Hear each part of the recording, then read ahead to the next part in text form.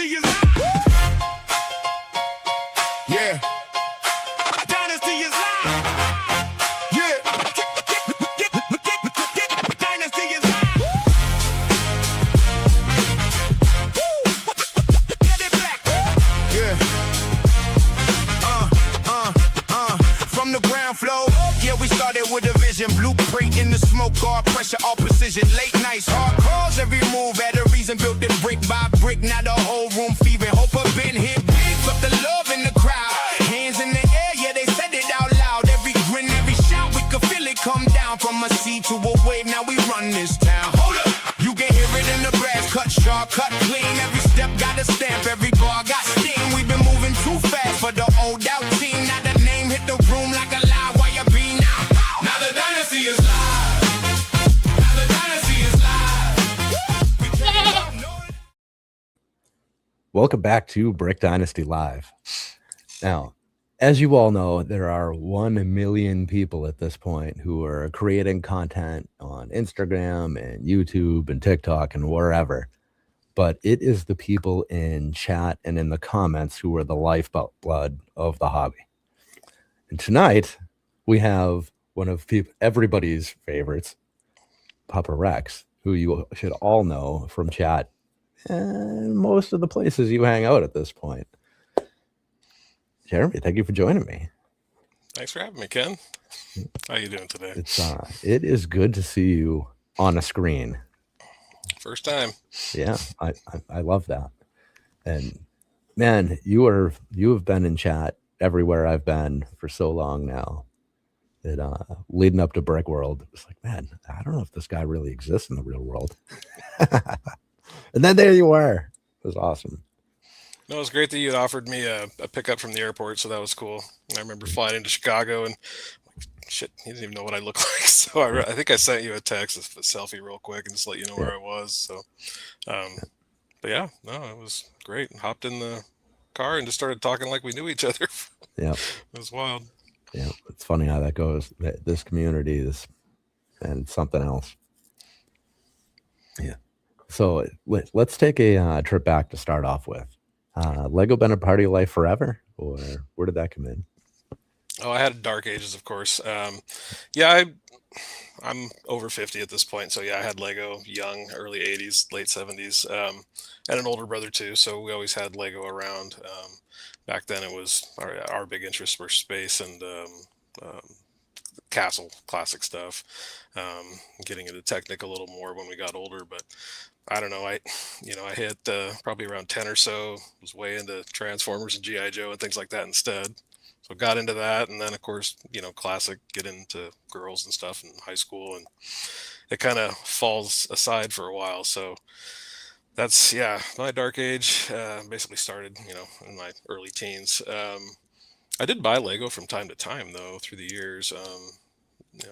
Fast forward to 99 with the Phantom Menace coming out and Lego getting the Star Wars license. I just remember running across it in stores and thinking, oh wow, this is great. If they'd had this when I was a kid, I would have been all over it, because that was kind of what we were turning our space sets and whatever into, trying to make the stuff from Star Wars and other things we were like into. So I picked up a few sets like the speeder bike chase, and somehow ended up with a couple copies of the lightsaber duel with Qui-Gon and Maul, and I just hung on to them. And then years later, when like the Clone Wars animated stuff came out, I saw that stuff on shelves and just bought some random battle packs here and there, but I wasn't buying Lego at all, really. So, but I hung on to it. I liked it and just kept it. So it just went in boxes and in the closet. And then fast forward some more to about 2020.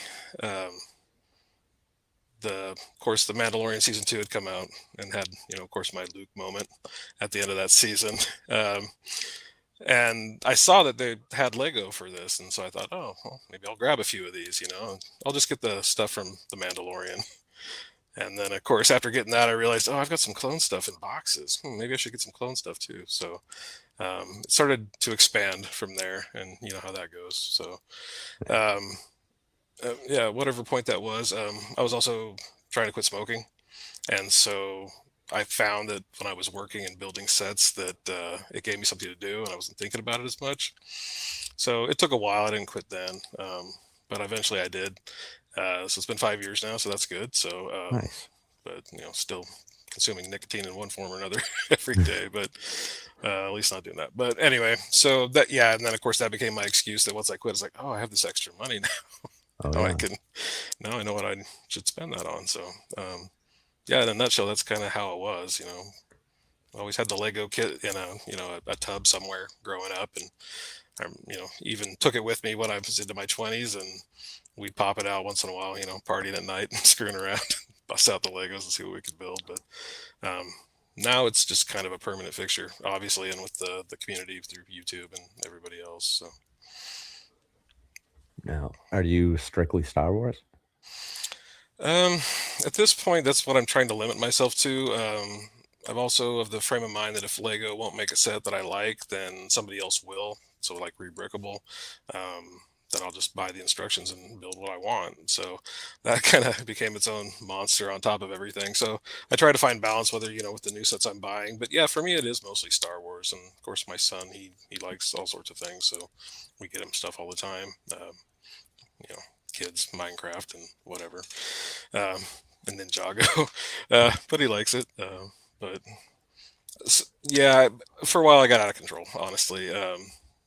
I bought up what I wanted and then started buying the rest of the Star Wars line, and not just Mandalorian, not just clones, and then waiting for things to come out. If I saw something cool on the website, I'd get that too. I mentioned Transformers, so obviously I like those, and got some of those. Um, but it got a little wild, and so I just started dialing it back. I know that watching enough YouTube, and there are people that are really wild with what they get. Yep. Like that order I think Duck did today, like 37 GWPs or something That was stupid. crazy. But yeah, so I don't have a lot of room to display, so I've got one UCS set, and that's the Jango Fett Slave one. I'd like to buy more, but I just don't know what I would do with it. Just limited on space. So I've resorted to hanging stuff on the wall, whether it's shelving, or just wall mounted things. I've tried out a lot of different companies for that too, and just creative ways to display it without taking up as much space or knocking everything over. Because I also have my son in here making his own mess in the workshop too. Yeah. Well, you mentioned Doc. You could always take a page from his book and start hanging from the ceiling, right? Yeah, right. Mount it to the wall. Yeah. That was going to be my suggestion to Padawan in his Instagram question today. Just screw it to the ceiling. I don't know what else to do. Yeah. Yeah. I mean, space danger is real danger. Yeah. So yeah, I mentioned earlier before the stream in the Closet of Doom, or hopefully I have an aisle clear down the middle, but that's for projects that are on standby and things I just don't know what to do with yet. But I still get the bug. I like to build. So in my early days when I didn't have a ton of sets, I would build them. And then I was one of those reverse baggers too. Oh man. Oh yeah, numbered, put it away. But again, I was trying to quit something at the time, so it gave me something to do with my hands. So a lot of that, I don't do that anymore. I can't handle it. It's a lot of work. Mm-hmm. Yeah, and it's so much harder than you would think. Like, and some of the directions are, as we all know, some of the steps are piss poor, and trying to do it in reverse just makes it that much harder. Yeah, it wasn't worth it. Again, at the time, it gave me something to do. And when I've gone back through other things, because I'd box them up and put them back in the closet, and of course ran out of room, and started tossing boxes and only keeping certain ones, and I don't even know the value in that at this point. So I'll probably be getting rid of more boxes soon, and I've been tossing all the instructions after I get my QR code, my 20 points. Gotta have it. But I mean, I'm getting older. My eyes and like poor lighting. It's so nice for me, and I know it's just kind of polarizing, but the PDFs on a backlit screen for me was a game changer once I got used to it, because it just saved up so much extra table space too. Yeah. So yeah, I'm more PDF now, but But I also like them having those in the box. I remember when Lego was asking about, whether they should, just get rid of. It was one of those surveys a few years ago about getting rid of paper Oh yeah. instructions, and people just flipped out. And I think it was that same year I went, camping with the family, and I was like, wait a minute, if they did that, and we bought this brand new set because we brought a few with us because it ended up being rainy and something to do. Um, but how disappointed you'd be with no Wi-Fi and a box of parts Yeah. and no instructions. So I don't know. Yeah. I think maybe I'm wrong on the timing. Maybe or somebody in chat can correct me here. Wasn't it very shortly after that survey that they switched us to these shitty white manuals that we're getting now with like the really bland covers? Yeah, I think that some of that cost cutting started coming in there, Yeah. announcing the paper bag thing and all that. Yeah. Yeah. Yeah. The paper bags, I suppose I understand, although, a plastic company getting rid of plastic, whatever that argument. But sure, hug some trees and then cut them down. That's fine. I get all that. But saving on ink for the manual is bullshit. That's not a thing. That's just awful. Whatever their reasoning is, I hate it. Was parting out a couple sets the other day and had the white cover manual and then a real manual. It's like, man, it just kind of breaks your heart seeing them next to each other. It's so bad. Yeah, and I think on the UCS ones, for what you're buying, and if it's a premium product, you should get a nice glossy manuals and all that. Yep. I mean, again, the price keeps going up, and I understand, with cost cutting measures, crappy paper or whatnot. But it's all just to make more money, right? One way or another, so they can say it's about recycling, and going with, paper bags instead of plastic, and getting rid of, single-use plastics. Recently, I had to point something out to my wife when I got the oh shoot the Droid Transport, the MTT. Yep. So I finally got that. That was one of the May 4th ones I purchased. So inside that, there's only like, I don't know, one or two stickers in that thing. And so when you open the manual or open the box, the manual was inside a paper bag with a sticker sheet inside there. And I figured, well, they used the paper bag so they didn't lose the sticker sheets to cut down on customer service and complaints and, having to mail these things out later. So it had nothing to do with saving the world to put all that in a paper bag. It was just a, cost loss measure that they were doing to avoid paying more. So rather than just print the damn part, because it was like maybe one or two stickers, right? It was cheaper for them rather than print to put it in paper and have all this additional packaging and stickers just to keep it all together. I don't know. Yeah. But I mean, it's just about money, right? Yeah. I'm sure they have all of those costs dialed in and know exactly what the difference is. So, and that's why they're worth, $1 zillion and, yeah, nobody's stopping buying Lego. Yeah. Just because of, smart play. We're still buying. Yeah. Oh, it just keeps going. All right, let's take a second here and roll back through chat, do some hellos here. So Nimble and Slurpee were here earlier. Look at this. Here's a good one for you. Yes, very true. PapaRex, the community would not be the same without you.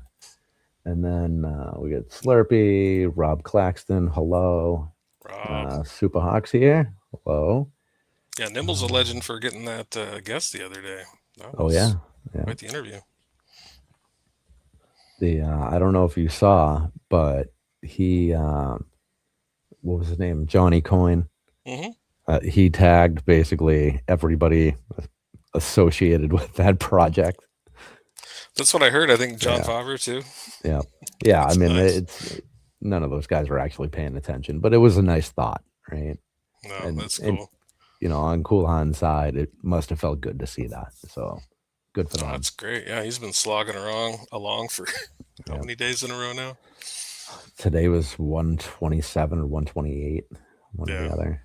It's pretty crazy. It's a commitment. Let's see. Odolatorado, hello. Good to see you again. 2 days in a row, I believe. Dynasty Day Night was last night. My God, I could get It's so hard to keep track. What the hell? All right. Let's see who we missing here. Jesse's Brick Galaxy. Hello, Jesse. Let's just see. Oh, Sarah's here too. Hello, Sarah. Sarah. Sean in the building. Hello, Sean. Bricks by Dre. Hello. And Derek is here. Hello, Derek. Good to see you. All right, everyone.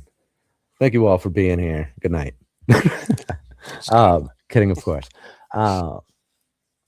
Yeah. Okay.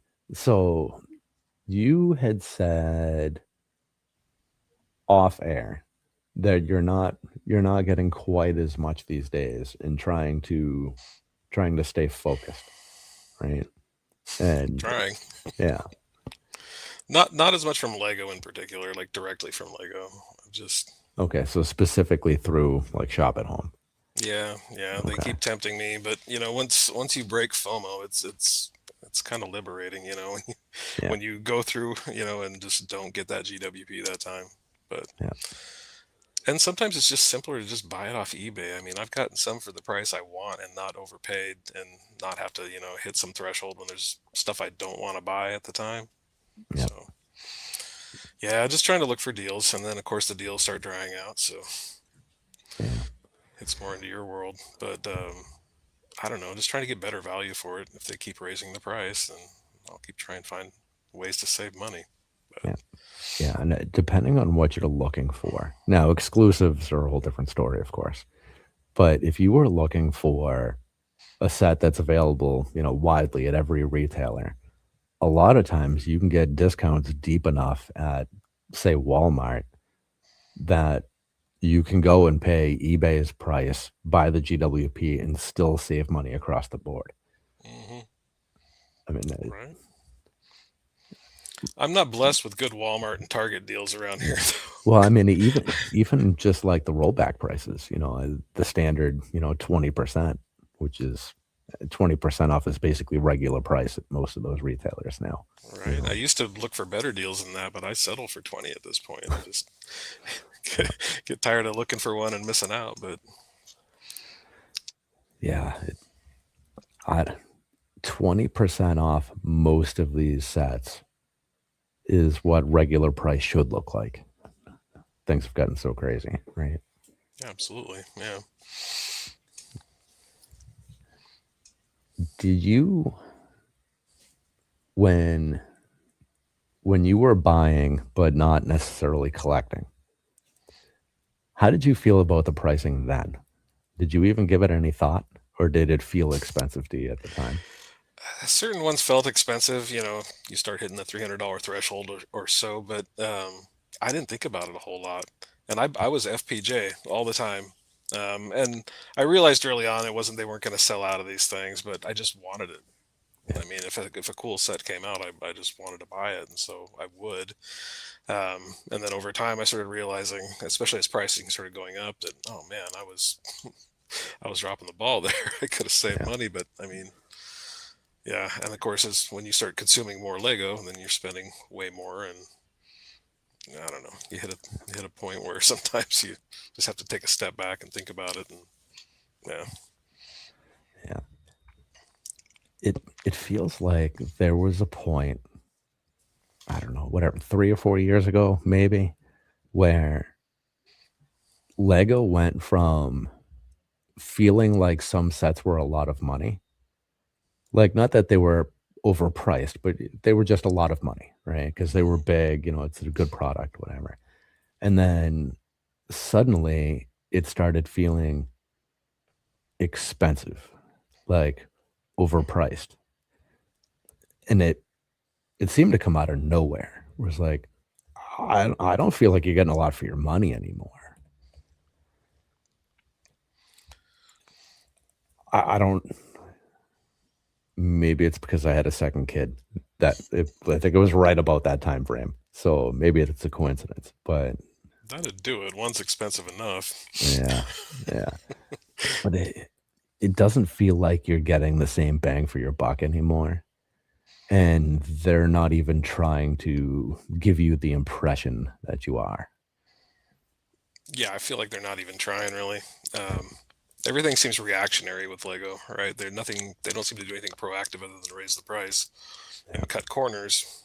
I mean, you compare some of the new Pokemon, old Pokemon, and lack of stickers, Mega, and all the stickers with Lego, and it's all about maximizing profit. So they're Lego's gonna Lego, right? Yeah. Um, but I don't know. Yeah. I mean, I used to like every time they had a GWP, I would just find a way to hit those thresholds and get all that. And I'd get this box in the mail, and it's like, hey, I only ordered these two things, but I got an insider reward that I cashed in, and I got three GWPs and all this for this amount of money. And it actually it felt good. It felt like you were getting something out of it. Yeah. I just don't get that feeling anymore. Yeah. Um, this current insider days, I'm like, lack of any kind of double points. I mean, very little. And I can't thinking about getting the haunted mansion I was talking to you about, but then I couldn't even get. I wasn't even hitting the threshold for the crappy airplane. Yeah. And really wanted the serpent ship, and then I'm like, okay, well maybe I'll start building a PAB order. And got up this morning and it was back ordered, so I'm like, screw it. I don't care. I don't really collect ships like aquatic vessels. Mostly spaceships. Yeah. But I mean, it's a great GWP, but I don't know. I've just kicked FOMO enough that oh well. If I really want it, I can get it. Yeah, I mean, there's a very good chance it'll come back at least one more time, and when it does, if the eBay prices tank, maybe you can get a good deal on it. Yeah, it seems like sometimes they have these lackluster sales, bringing back May 4th GWPs from the year before, and we've seen a lot of things pop back up. I think there was an insider reward that popped back up on the insider page today too. Yeah, I feel like people aren't jumping as much, but I don't know. No way to know. Yeah, there was the trying to think, the spiky shell from Super Mario came back a while ago. They brought back the crab from Sonic. There's a couple others they sprinkled in. I forget what the purpose was, what deal was going on at the time when they brought those back. There was something going on where they just were like sprinkling extras in there, and just stuff was popping up. I remember the spiky shell too, because I was going to get it, but Lego had an issue with giving me my VIP points or insider points for the what was it, the Wolfpack little castle keep thing. And so like I missed it by a day. They like physically put the points into my account. I go through these phases where I get disillusioned with Lego and I'll cash out most of my points, but then I like, I need that point sitting there in case a good reward comes up. And so I was in the process of getting that built up, and Spiky Shell came back out, and I couldn't get the points back on. I spent hour and a half on hold on customer service, and or between being on hold and getting through it, and then they never so they just manually posted the points, and then I was like, well, great, now I can't get that anyway. So anytime I get one of their reviews or whatever, questionnaires, I always fill them out, and I'm brutally honest. I've seen things that they've asked about that get corrected later too. So I think there is value in doing some of these. I can't think of anything off the top of my head right now, but I've run into some. The weirdest one I've seen recently was right after Smart Bricks came out. Around May 4th or before May 4th, they would have the standard, questionnaire, what'd you come and what'd you buy, whatever. And then at the very end, it had one more question that was like, did you buy any Star Wars products today? And so every time during that, because I wasn't buying anything, I was getting ready for the May 4th order, that I would say no. And then so I got another one of these questionnaires after May 4th. And so I selected yes this time. And it was asking if I'd purchased Smart Play sets. So I had like one or two Smart Play questions, and then that was the end of the survey. So I found that pretty interesting that they would be asking those questions right away. But we all, I don't know. I think we all know where that's destined to go in the video pile of whatever. Video. Just failed. I don't know. We'll see. It came through, was it maybe a week ago? Let me take a peek at that. A couple of the Smart Play sets had their retirement date moved forward. Take a look. Yeah, I think I saw that. On a No, positive note, with that insider rewards points snafu that I had, it ended up posting automatically on top of what they gave me too. So I did get some nice. extra points. So I didn't feel bad. Yoda's Hut and Jedi Training in Mos Eisley Cantina went from December 27 to July 27. So they shortened the lifespan. Yeah, that's a quick adjustment. Yeah. I think it'll be Oh, really, really telling what happens with the Pokemon stuff. Luke's land speeder. Yeah. Same. Yeah. If they have issues with Pokemon, then it's done. I think they'll probably be okay there. Yeah, people will buy it anyway. Yeah. Let's see. We got Quarter 66. No Hello. problem. How's it going? And Super CO2. Hello. So hello in the other view. Oh, switching from the shorts feed to, I don't know, whatever this is. The longs feed. Shorts just screwed up everything. Now the terminology is just all wacky. But that's all right. Maybe I'm just not smart enough. The vert streams is what I don't know. I've heard people calling that too, and then those are the ones that are wild. You get some interesting people pop in. Yes, you do. And we stream to both most of the time. And yeah, if something weird happens in chat, that's always where it comes from. But hey, I mean, now you're getting exposure that you're not normally getting, so I understand why people are doing it. Yeah. Yeah, the fear is what you're gonna expose yourself to. Right. Yeah. But we've had some good people come through, and some random people that wouldn't have made it here otherwise that have stuck around. So that's awesome. Always in favor of that. Right. It's a tough community to find when you don't know what you're looking for. Yeah. I had no idea what was going on with YouTube when I got into Lego. Yeah. Well, okay. So that it puts us right into the next question. So that's perfect. Oh, perfect. So, All right. so how did you find the community? Did you actively go looking for it, or did it just show up? Algorithm gave it to you? Just algorithm web searches. So I got into Lego,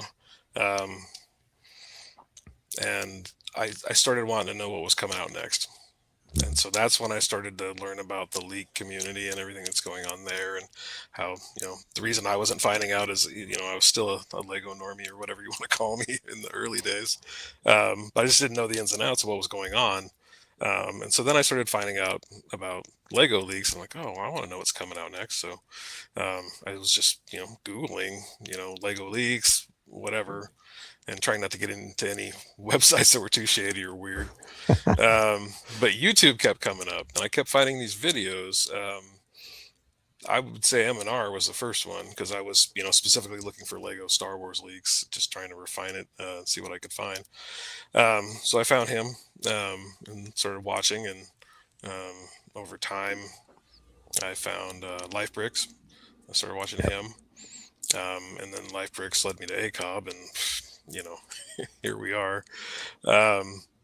That moment when you feel like you find your people, and it's corny, but it's wild. It's like walking into the Rennie the first time, and it's like, oh my God. But yeah, so I was just searching. I didn't know what the hell I was doing. I knew about YouTube, but I didn't use it. I didn't really, understand much about it, other than, people posted videos and some people made money off it, whatever.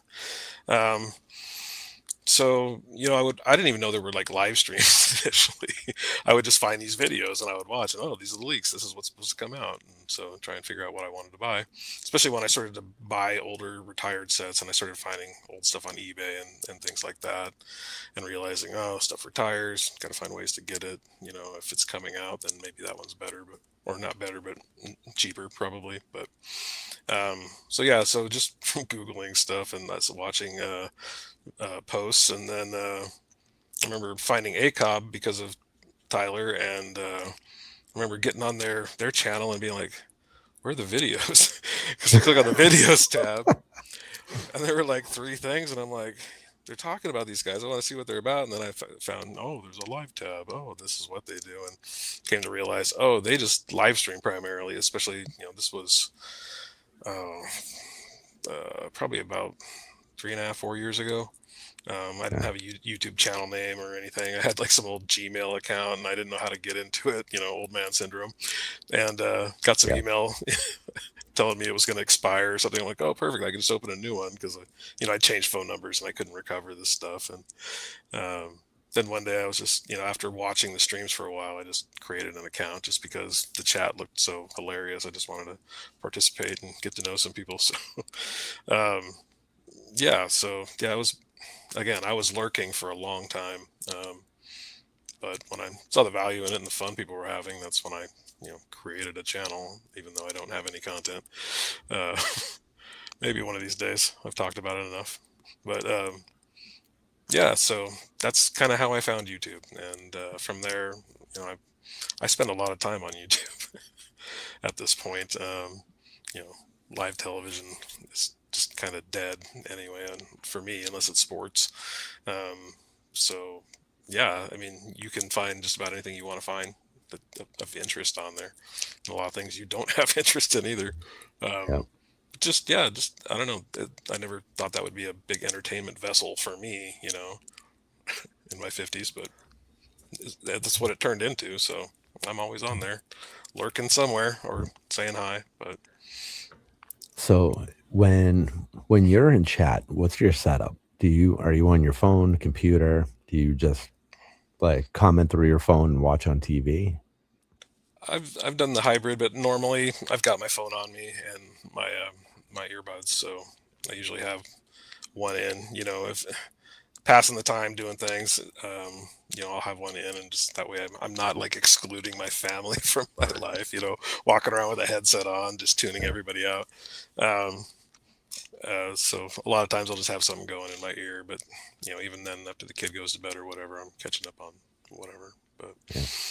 But no, I've done it before. I've got the TV up here too. I don't usually do it on I have a old desktop in this room, but yeah, I sometimes tune it in on the TV, and so my old man eyes can see it a little better, and use the phone to chat or whatever. But sometimes it's just in my pocket while I'm walking around doing stuff. Yeah, one thing that we kind of forget about being on the East Coast is when a lot of these shows are happening, it's still like a normal functioning part of the day for you guys. Like the kids are still up and about, maybe a lot of people are still trying to settle in from their work day. And over here, we're already done by the time these shows start. Yeah, I've definitely found an advantage being on the West Coast. It seems to work really well for whether it's Australia, the States, or even the UK. A lot of times, I mean, it's just there's really good overlap for me. Yeah. And so like today I left work early. I needed an excuse to take a couple hours off extra because we were starting at 9 o'clock your time, but it's 6 o'clock my time. So if I'm coming home from work, I've got a half an hour before we would have started, and thought, oh, that's a good excuse. I'll just leave early. And Perfect. You're welcome. but yeah, I forget about that. It's like on the weekends, like a Hive stream, and for me, it's like, Jesus, it's almost midnight. It's like 3 over there. Yeah. So I think that's been an advantage for me too, just being able to, stream no matter whose time zone it is usually. Yeah. So when the ACOB boys, pull a 4-piece or something, you're still all right.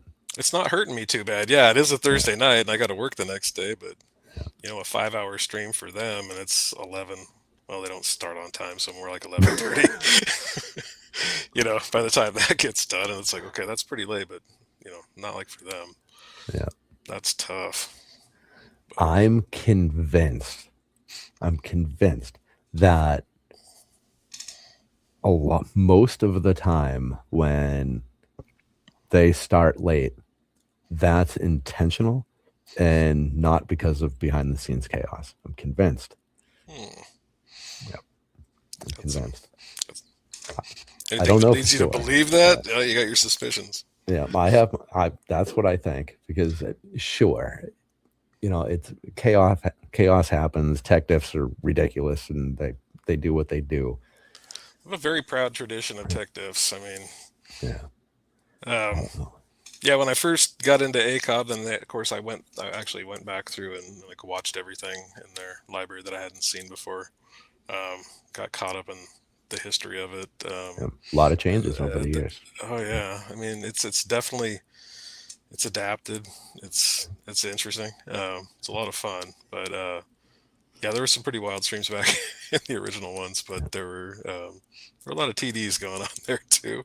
And then Yeah. with the kids, I mean, Sean's kid having her own music, she'd come into the stream because yeah, that's right. They used to do it at like midnight West Coast, didn't they? Or something, or no, 9 o'clock West Coast. I think at one point Yeah, I is think when that's they were right. streaming. So yeah, and I think they may have changed by the time I started, but Yeah. um, Yeah, it just you watch the evolution of the show, and Sean is a hell of a businessman. Like he understands production and presentation, and you saw him at Brick World and the way he handles all of that. He is a not so secret mastermind in a lot of ways, I think. And there are definitely times where I feel like, this delay is to build anticipation.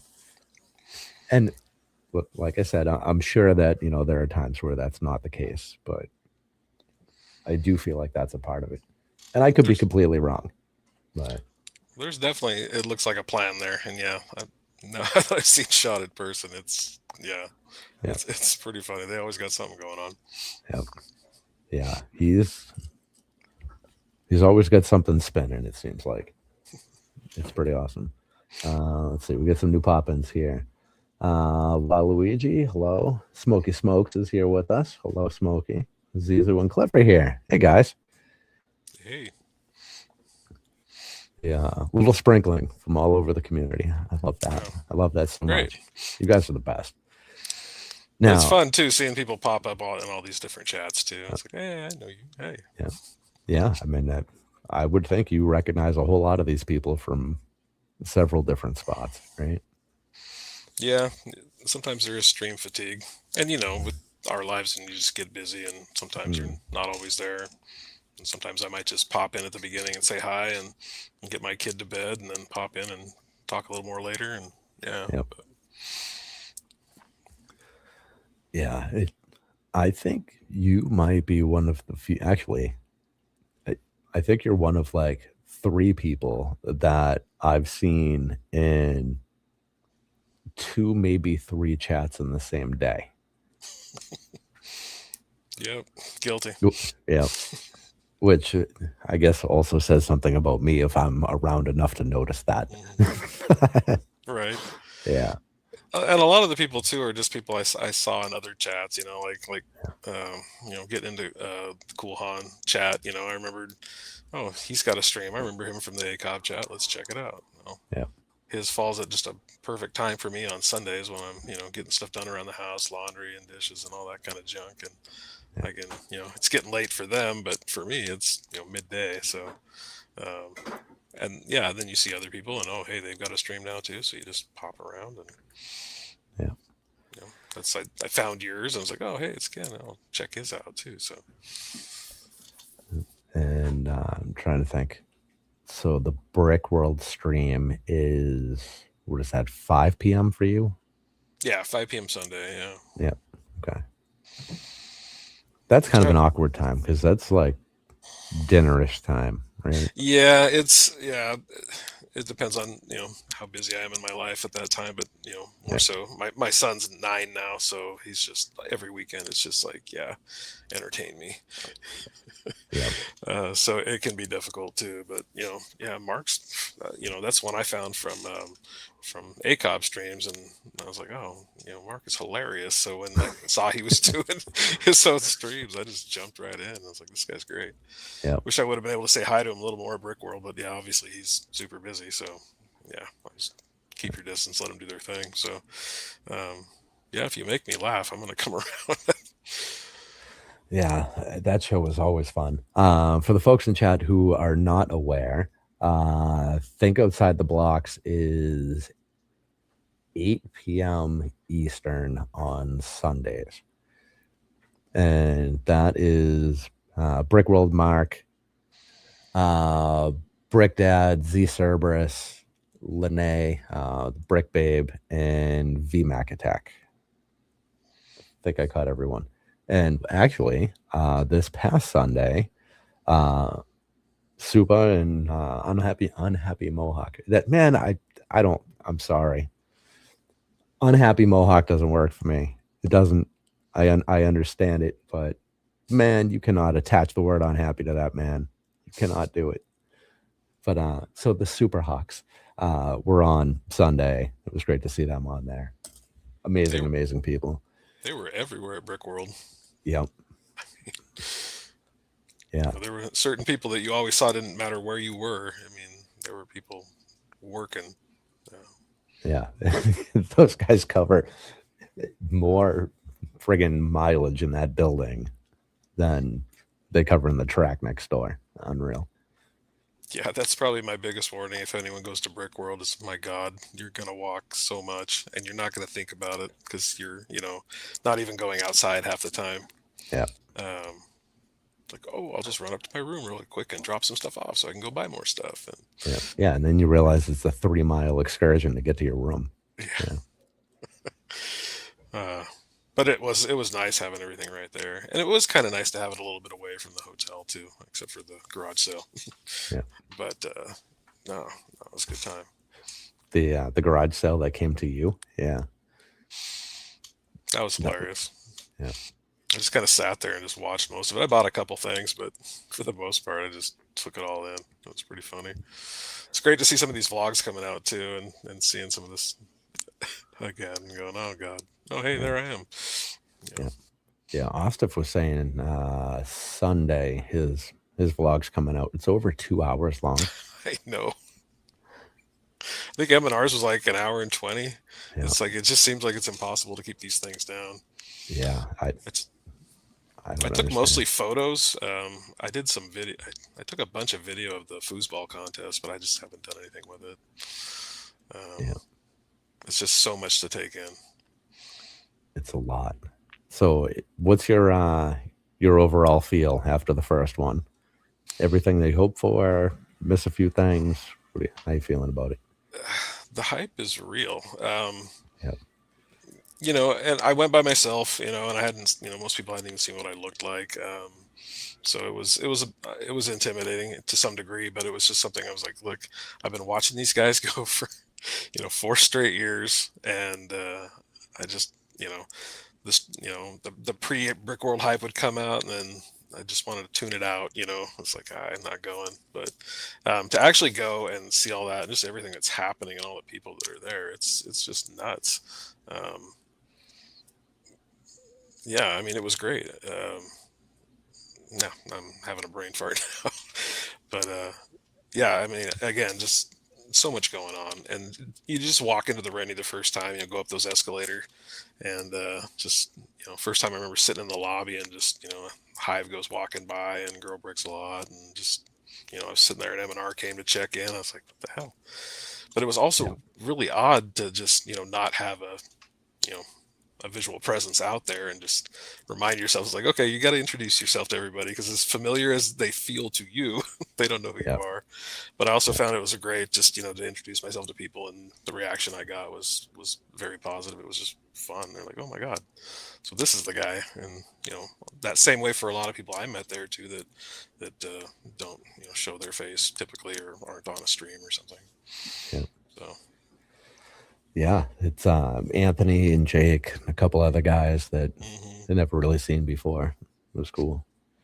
Yeah, in ACOV's Discord, I'd seen pictures of people, so I'd seen what Anthony and Jake looked like before too. They hadn't seen me, so. But yeah, that was cool too, because you get into any of those servers, and there's certain people you talk to all the time, and it was just great to finally put a face to the name, and then hang out. Yep. For days. For days. Yeah. Yeah. But it was the other thing Yeah, so the walking is no lie. You will walk a lot no matter you leave or not. Um, the hype is real, but that it's yeah. Sorry, flustered again. um, it's just amazing the community. Everyone was just so gracious, and that was the great thing. You could just walk, from one group to another, and everyone just seemed to get along so well. Was there anything? So, Brick World is kind of two different things, right? There's the actual Lego part, which is funny because it's one of the least talked about parts after the convention, right? And then there's the people, right? Mhm. When when you left the convention, did you think about the actual Lego at all? Or did it take a while to kind of get over the people part and be like, oh yeah, that thing was cool. I forgot to tell the kid about that, whatever, that kind of thing. Um, yeah, the Lego did kind of go to the side. I mean, because now you're just hanging out. We all know that we like Lego. Yeah. More so, like things I wanted to buy, or scouting out vendors and seeing cool things. I flew by myself with just carry on, and so I didn't have a lot of room to pack back, and so I tried to keep it to unique small things. And so, other than that, yeah, I wasn't really thinking about Lego. It was like, oh, what are we doing now? Oh, now, okay. Oh, don't forget to eat. Yeah, we should probably eat. Yeah. um, and just bounce it around. Yeah, it was definitely about the people. Not necessarily where are we going, but where are we hanging out now. So Yeah. Yeah. The food is more about, relocating a conversation than it is about actual eating. right, and to have enough room to where it feels like even though you're all at different tables, you're all just still kind of milling around a bit. So Yeah. Yeah. That gets tricky because the Garth gang rolls deep. They travel in just like giant flocks, you know. yeah, I did one of those at Moretti's. That was pretty interesting. Just Yeah. a whole bunch of us here. We're gonna eat now. All right. But yeah, other times just forgetting to eat. And I was just losing track of what time it was the entire time I was there. Of course, with the time zone change of a couple hours, Yeah. staying up till 2 in the morning was really only like midnight for me. Um, but it was an endurance contest. Depending on what you wanted to do, throwing Yeah. back a lot of beverages was nice too, but Yeah. had Yeah. to drink a lot of vitamin water. Hydrating, that was another big thing. Yeah. Yeah. Um, just packing water with me, whether I had beers in the backpack or not. Just yeah. How you feeling about next year? Any consideration there? Yeah, I really want to go. I don't know if I'm going to or not. Will probably go ahead and buy tickets right away when they go on sale, whatever that's August or September or whenever that, and reserve the room. Then we'll see. I mean, I definitely want to go. My son's very interested in going too. Of course, he's 9, so it'd be party time. But he loves playing with Lego and building all sorts of just horrifying monstrosities. Um, but also some of the activities too for him. And so I told him, well, like, I don't know if I'm going next year or not, but when I go again, you can go with me. So I'm going to plan like I'm going. I don't know if I can or not, but that is the goal. Okay. And plan it out a little more ahead of time. I think the entire time I was getting ready to go this time, I was like, it's just kind of in the back of my head. Oh yeah. Till I, bought airline tickets and like, oh, okay. I guess I am Now going. it's real. Yeah. Yeah, right. Um, pay some of that stuff off before I go instead of now, but that's fine. Yeah. Um, yeah. Booking well in advance changes the impact of the whole event, I think. Um, oh yeah. Yeah. Yeah. All right. Hold on. Sorry. I'm going to put this up on screen here. Vote for Superhawk in America's favorite couple competition. Link on socials. Thank you all. Have a good night. Yeah. So it's all over their Instagram. I believe it's on TikTok as well. But they are in the running in a competition for America's favorite couple. And they are awesome. So you should go and vote for them. That'd be a All great right. thing to do. I'm going to find that. All right. Yeah. So when we buy our tickets in whatever it is, September or something crazy, it's like, oh my God, Brick World just ended. I'm already buying tickets. And then a week later, it's like, oh my God, I have to wait so long for this. And then 2 weeks later, you have like 50 days left. It's like, shit, I'm not Yeah, ready. it caught up quick. Yeah. Yeah, I was even thinking about Brick Slopes because that's a lot closer to me. And hearing some people going to that, I don't know. Because it's at August. Yeah, it's the Okay. last, or it's either the last or second to last weekend of August. It's more tempting for me because I think it's like a 10-hour drive, which isn't terrible. But Yeah. It's, well, especially if you're buying more than one plane ticket, yeah, it's a lot easier to think about. yeah, that was easy for me by going solo. I got the dirt cheap ticket, and you know, as long as I didn't have any layovers, just direct flight, and saved up a lot of money that way. I hadn't flown in probably 20 years when I went to Brick World, Wow. so had a little anxiety there too. But I mean, yeah, God, it's terrible. Once if you want to get seats together, and then that's an upcharge, and it's like everything's an upcharge. So it's going to be a lot more expensive when my son goes, but oh well. Yep. Yeah. And this year was crazy too. Uh, Usually when book tickets, it'll tell you, like, hey, you should wait a little while. Flights are going to get cheaper. This is a bad time, whatever. When we bought our tickets, we had waited, and it's like, oh yeah, expect a month from now or whatever to be when the cheap tickets happen. Hmm. Right on, let's do that. Well, that month later was right when all of the TSA nonsense was going on, and they didn't have any workers, and gas is $4 a gallon, and everything's going to hell. And it's like, well, I'm afraid to wait any longer. So the cost of one ticket this year was the price of two tickets last year. And I Ouch. was not happy. Yeah, I still Oh hadn't. yeah, yeah, I yeah. Did you? Sorry, did you see this? Derek just shared here. I don't know if you caught this. Um, I saw that. I think that's general admission. So I don't know if that. I yeah, think that's just for the public days. But I found that very interesting that they're pushing that. yeah. I was so happy for Cody when I saw that. That's really cool. Yep. Yeah. Um, I cannot find this. I'm so internet stupid. It's fine. Yeah, that 10-hour ride. Could you handle a 10-hour ride with your kid? There'd be a lot of Like, stops. Obviously, 10 hours yeah, is probably more like 15, right? yeah. Might be a stay overnight. I don't know. Um, he hasn't done a ride that long. Done That's five a or lot. six, Yeah, but he is getting older, so he doesn't get car sick anymore, which is great. yeah. That helps. Because he used to The just get freaked out about just worrying about that he was going to get sick, and that almost made it even worse. Oh Yeah, no, yeah. Thanks for bringing that up. Yeah, that's. I got to remember I can't just drive all the way through like I want to. it's a lot of bathroom breaks. Yeah, Yeah, yeah. Well, yeah. you have a boy though, so that makes bathroom breaks a little easier. We have more options sometimes, I Yeah, think.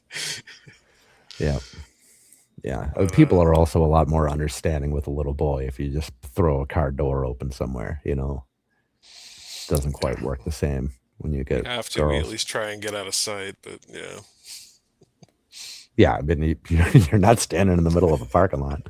That's bad but a training. little boy, that's the kind of stuff he'd do. Just drop trow and be proud. Yeah, I mean, you got to at least shield yourself. Right? Yeah. Uh,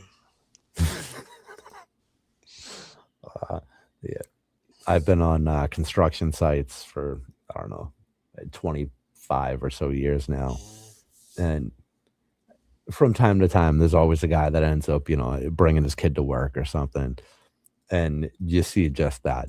You see like the 5-year-old just hanging it out with his hands on his hips, all proud of himself, peeing in the middle of a job site. It's like, oh man, it's it's like, liberating. yeah, I live on I'm on 10 acres, and so we're out in a farm community area, about 12 minutes from town. And that's the reality. We have a front road, but then I have a hayfield. Just go ahead, kid. Don't worry about it. Yep. Nobody's around. Yep. Nature is your toilet. Do what you do. It's so funny. Yeah, there's something kind of freeing about it. Yeah, I grew up in a town setting, with your neighbors are right on top of you. Then we ended up moving out to a place in the woods one time, and then after that, it was like I didn't really like being in the woods, but being where I'm at here, we do have some trees around at the front yard. It's kind of nice, that area there. But everything's pretty open around here, because in the woods, you didn't know where the freaks were coming from, right? When they'd show up out there. Here we can see them coming, so that's kind of nice. Okay. But we don't usually have those issues. It's pretty rural. Yeah, you can shoot them from a nice, safe distance. Yeah. In Texas. Yeah. Here, I'm going to drop this into chat.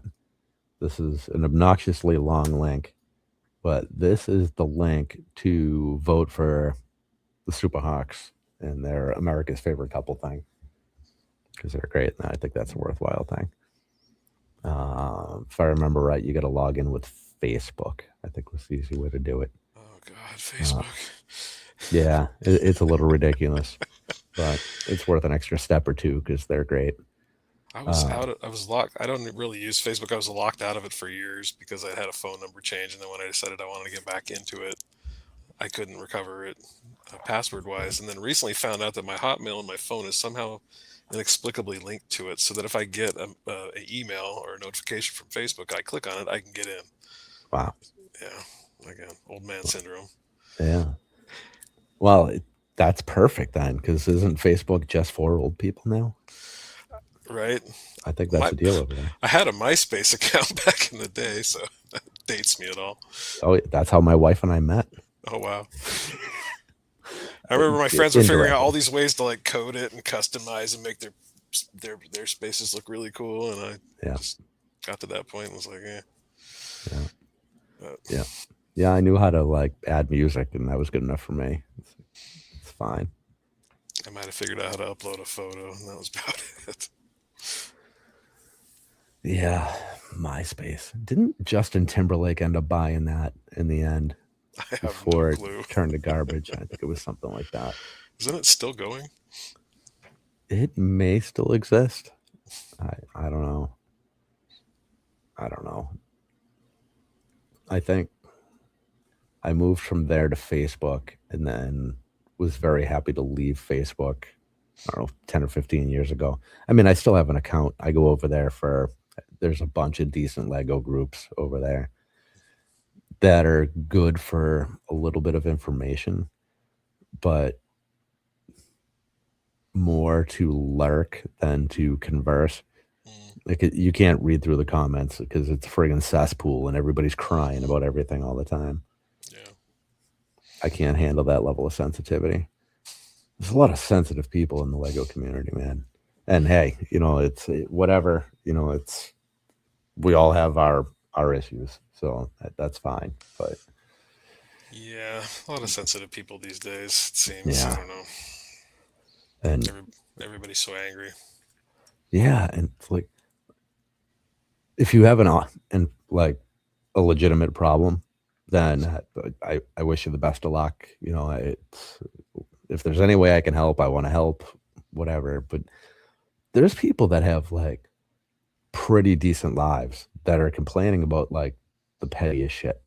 And it's like, come on, man. If this is the worst thing that's going on in your world, you should be so thankful. Mm-hmm. Like, oh. Yeah, agreed. Yeah, I had some pretty fun times in my life and really had to work through a lot of things. So people are getting bent out of shape over, I don't know. Maybe it's big to them though. See, now I'm trivializing what their issue is, right? So. Yeah. If you're making like what is essentially a documentary about like the downfall of Lego, and it's black box art, and the prices are going up, and yeah, some of that stuff, it's not great. But really, like, we don't have to get that upset about it. Like, move to Lumi Bricks, or buy a little less, or it's rebuild some old stuff, buy some used stuff, rebrickables. There's a million ways that you can stay active and have fun and not have it completely ruin your day, right? Right. I don't know. Yeah. I mean, box art's nice. I understand, and if you're reviewing something, you should cover all these things. Yep. I mean, if you're not, then what kind of review are you doing? You're, Yeah. you're just No, whatever. I, In I, reality, I'm I'm gonna. I'm fine with the reviewers. It's like the average Joe in the comments who's Oh posting on yeah. everybody like it. I tend to stay out of the comments. I mean, other Yeah. than like in chats, once in a while, if it's one of my friends and I want to help support them, I'll get in there and do, do some chat and some thumbs up. But other than that, yeah, there's just I don't know. It seems like most people that have the time or want to post, comments in those things, just yeah, they got problems. Yeah. I don't know. Yeah. Yeah. I like the idea of the thumbs up there. Oh, hey, actually, on that note, anyone who hasn't yet, if you want to go and give that like button a little tickle, I'd appreciate that. And I think that is like the greatest thing that you can do anywhere in the socials. And if it goes by in like your YouTube, not YouTube, Instagram stories, whatever, you're flipping by, you're going through like the zipper, people get a lot on there. Just hit the heart button as you go by. Like, they're your friends. You want to tickle the algorithm a little bit, make sure that people are actually showing up more. That like button goes a long way, and it does feel a little warm and fuzzy knowing that you put the work in, and the people you want to see it are actually seeing it. Because otherwise, you have no idea, right? Because the stories only go out to your people. Yeah, So and you help your friends, and it helps you avoid your algorithm going out of control. yeah, When you accidentally linger a little too long on a disaster video, and then that's all you're getting. yeah, Instagram in particular. I'm not on TikTok. I do have an Instagram account. Um, I think I only got that so I could DM Hive after a stream. It's like, okay, here we go, another social. yeah, Um, yeah, yeah. The algorithm is very easy to fix because the algorithm is you, right? mhm. So whatever you watch, it's going to give you more of. If something shows up in your feed and you pause to watch it just a little bit, like, you don't have to touch it. You just like hesitate while you're in the scroll. It knows that you paused. So it's going to give you more. So you just hit a like button a little bit more, watch some of your friends content a little more, a little comment here. You clean up the algorithm real quick. It's a good fix. Let's see. And it says, how you like the price of PapaRex right now? Is that still like a $7 or so? Is that still really discounted? It was a month ago. I think it was down to $8 again, but I think it's been floating around 12. Yeah, 12 is way too much. At like, I think the lowest I saw was like 6.97 or something. I bought a stack whenever those were on sale. They were like $5 at one point. Was it last year? Um, just to maybe buy some make some more sig figs one of these days. Oh, he might be talking about the helmet. That's right, because the helmet's retiring this year.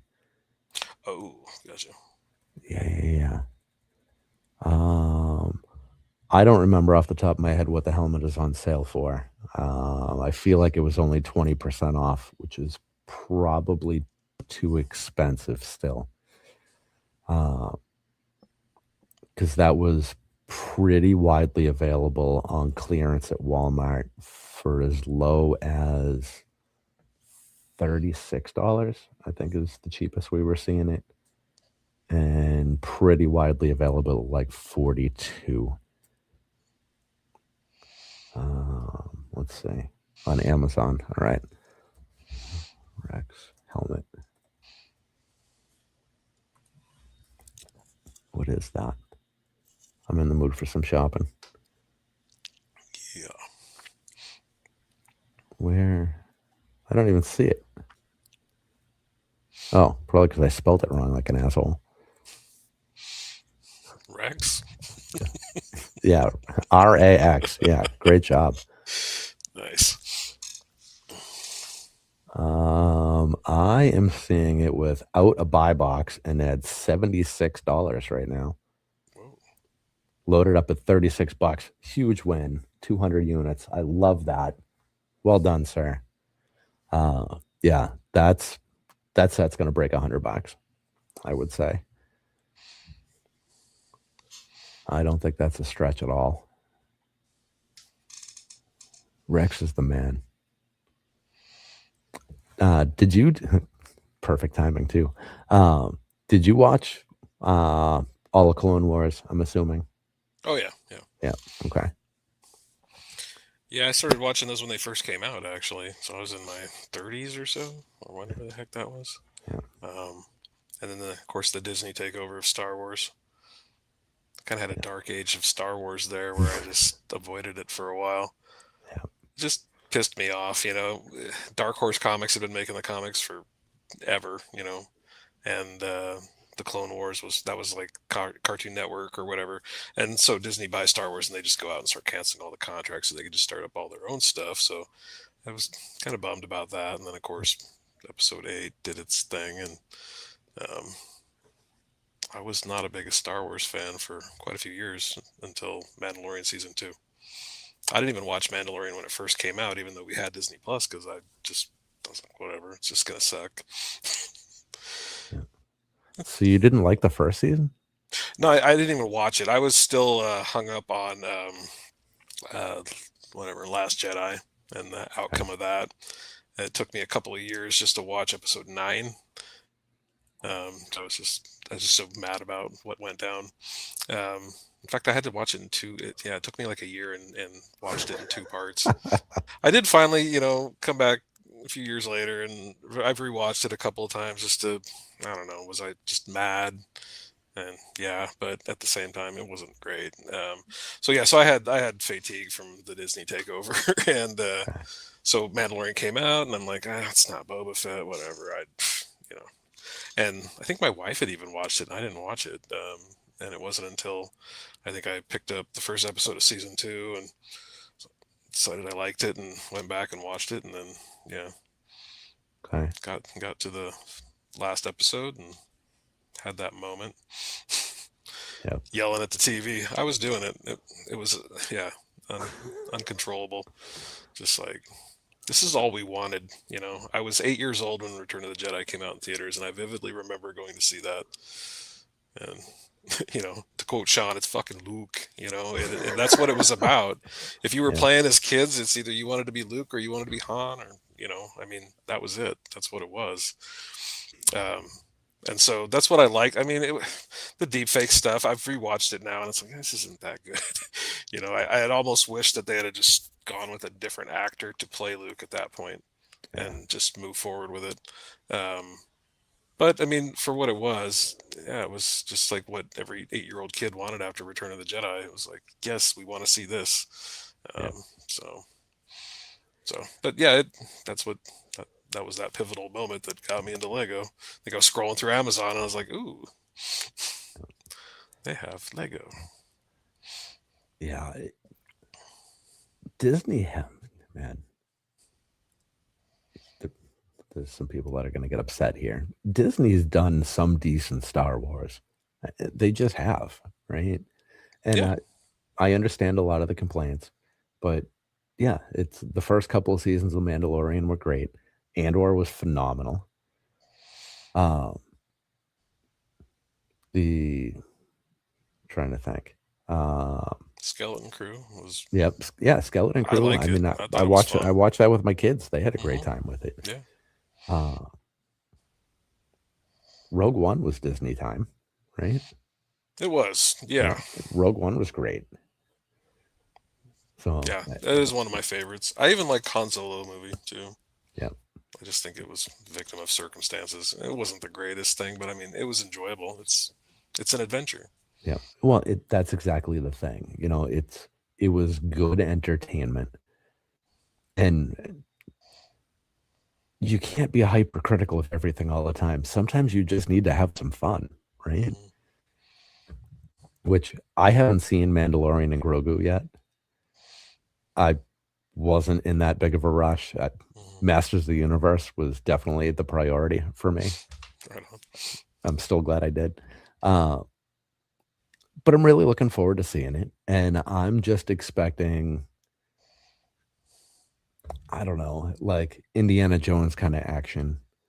And if I get that, I'm happy. Let's see some monsters and some chase scenes and, some blasters and, a little green guy screeching on occasion.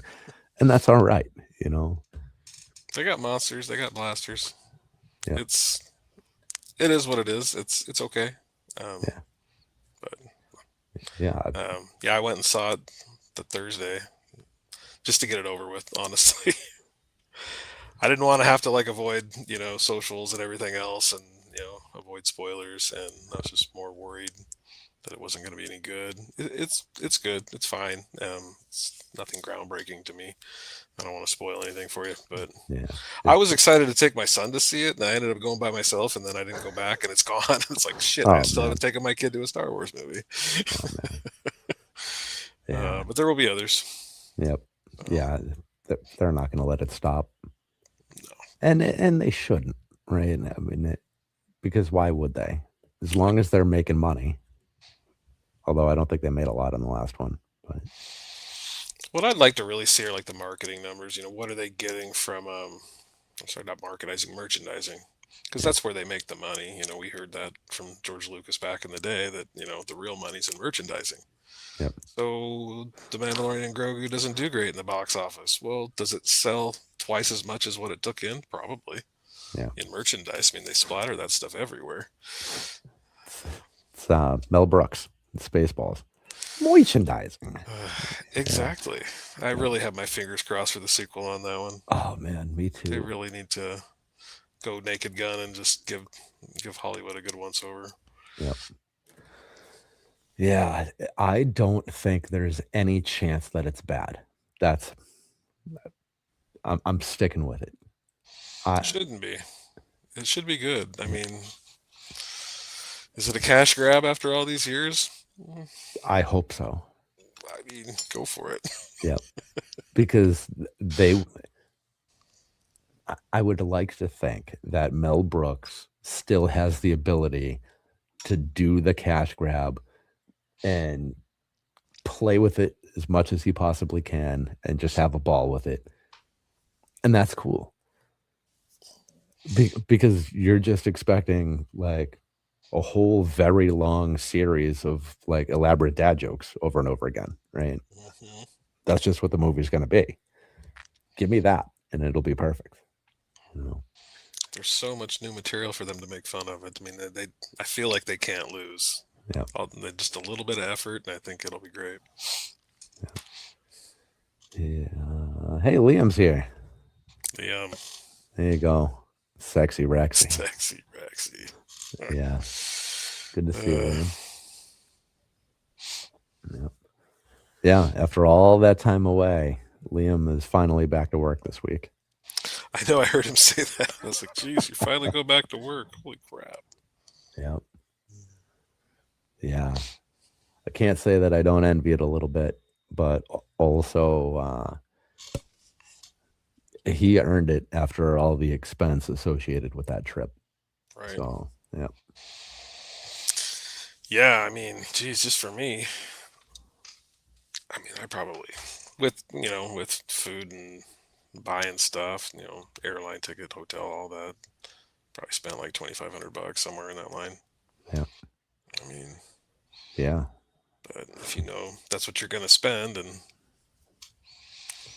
I mean, the thing is the food, that's always the thing that's what really killed me in Chicago. It was just like, man, it doesn't seem to matter where I go. Everything is so freaking overpriced in my mind. I mean, I still think I should be able to get lunch for $5, but I'm getting over that. Yeah. But it was just funny.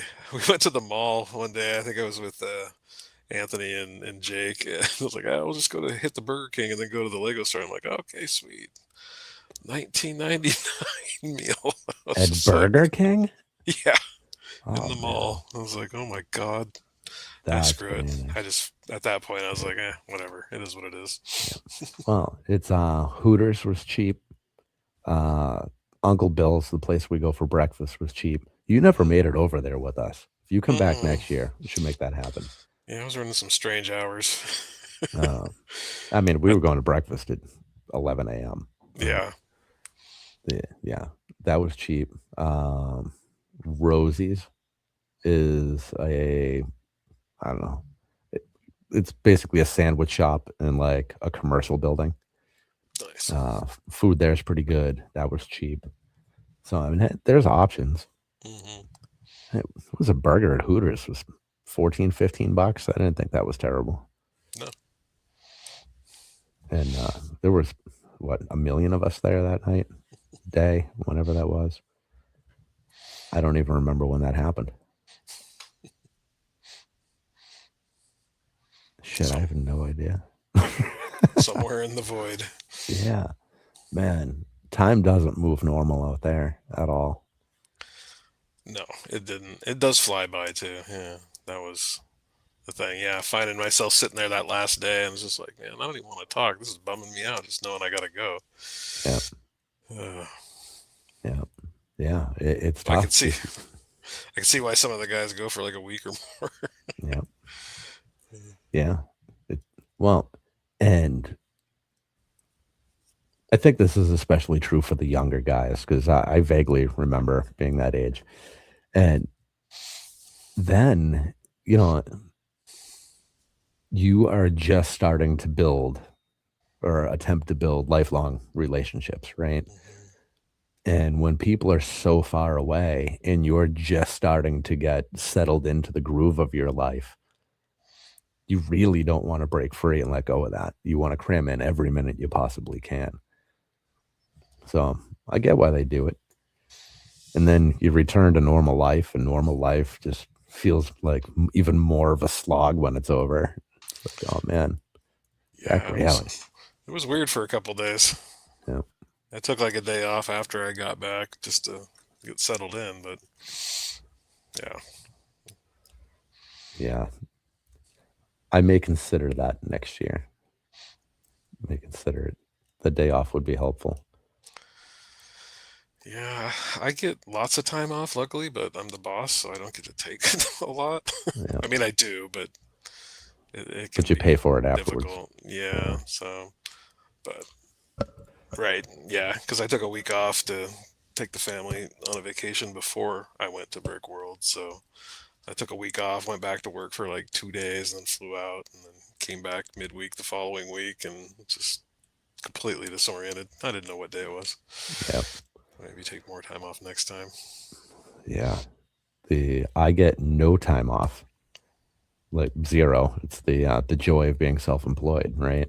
Mm-hmm. So not only do I have to factor in like the normal costs of, flights and rent a car and whatever, but I'm completely unpaid for all of the days I take off. There is no income being generated at that point. Mm-hmm. Yeah, whether you're a contractor or just hourly, I mean, I was in the trades for 20 years, bending nails and whatnot, and just got to a point where I finally had a job where it was like, oh, I did get some vacation. I get like 1 week a year, and that's the reality. It's like if I take time off, I'm not getting paid. Yeah.